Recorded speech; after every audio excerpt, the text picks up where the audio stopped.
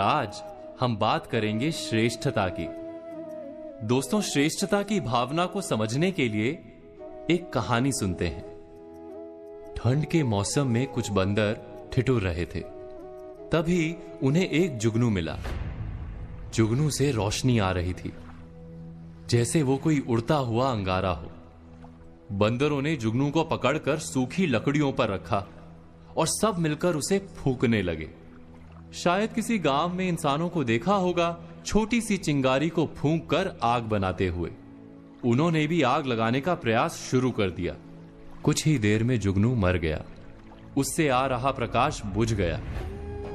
बंदरों ने दूसरे जुगनू को पकड़ लिया और फिर से फूंकना शुरू कर दिया।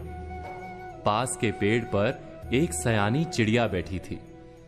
बंदरों की मशक्कत देखकर चिड़िया ने बंदरों से कहा कि आप बेकार मेहनत कर रहे हैं। ये जुगनू है, चिंगारी नहीं। देखा नहीं मुझे जुगनू को खाते हुए? अगर ये आग होती तो मैं जल जाती। तुम सब बेकार मेहनत कर रहे हो। हम विचार करेंगे तो तुरंत जान पाएंगे कि हमारी भी आधी जिंदगी ऐसे ही कई प्रयासों में बीत जाती है। कोई आईने में अपना मुख देखकर अभिनेता बनने निकल पड़ता है। जीवन बीत जाता है मगर सफलता नहीं मिलती। कोई व्यवसाय करने का स्वप्न लेकर जीता है, नौकरी नहीं करता और दरिद्र रह जाता है। कोई जुए में लाखों जीतने का स्वप्न लेकर चलता रहता है और जीवन नष्ट कर देता है।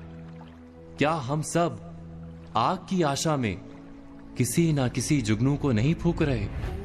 उस कहानी की चिड़िया ने जब बंदरों से कहा कि तुम सब जुगनू को फूंक कर आग नहीं लगा पाओगे, तो बंदरों ने गुस्सा होकर उस चिड़िया को मार दिया।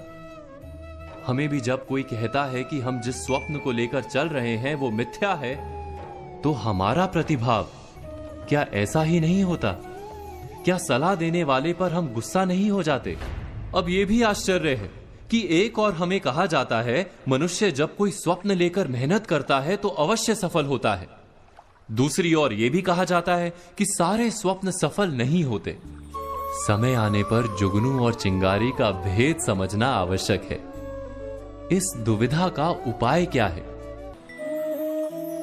जो व्यक्ति ये कहता है कि उसे किसी के सुझाव की आवश्यकता ही नहीं, जो व्यक्ति ये मानता है कि उससे अधिक बुद्धिमान अन्य कोई है ही नहीं और उसके सारे फैसले 100% सच हैं, वही श्रेष्ठता की भावना है।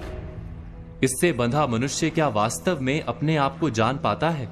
क्या उसके भीतर सच्चा आत्मविश्वास जन्म ले सकता है? कहानी के बंदरों ने चिड़िया को मारते हुए यही कहा था कि हम इतने बड़े और विशाल हैं, इतने ताकतवर हैं, हमें तुम्हारी सलाह की कोई आवश्यकता ही नहीं। इस मिथ्या भावना के कारण वो बंदर आज भी जुगनू को फूंक मारकर आग जलाने की कोशिश में ठिठुर रहे हैं। पर आज हमने बात की श्रेष्ठता पर। कल बात करेंगे प्रभाव और असफलता पर। तब तक आज कही बातों पर विचार कीजिए और कल की प्रतीक्षा कीजिए।